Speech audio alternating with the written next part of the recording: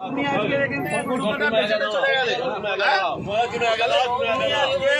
দিয়ে চলে গেলে তুমি আজকে মালগুলো বেচে দিয়ে চলে গেলে আমাদের মুসলিম ভাইরা কিনলো, কিনে রাস্তায় খারাপ করে কাটলো, তোমরা নিয়ে চলে যাও।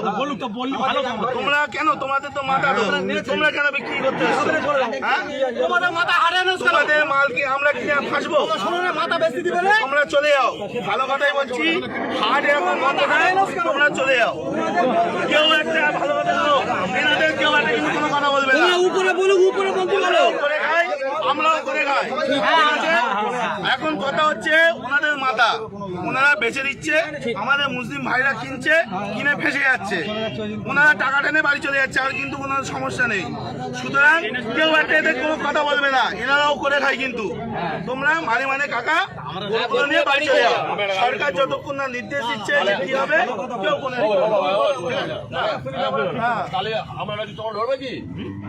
আমাদের সাথে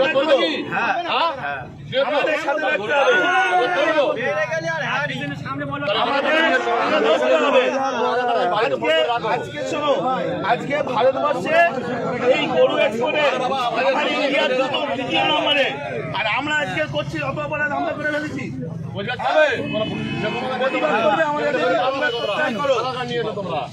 আমাদের সাথে প্রতিবাদ করলে থাকো, না হলে দেখো না। জানো কিনা জানি না, আজকে এই মাংস, গরু মাংস বাইরে দেশে এক্সপোর্ট হচ্ছে, আমাদের ইন্ডিয়া দ্বিতীয় নম্বরে। আর আজকে আমরা অপরাধ করে ফেলেছি, এর জবাব কেউ দিতে পারবে? সুতরাং কাকা নাম্বার সঞ্জয়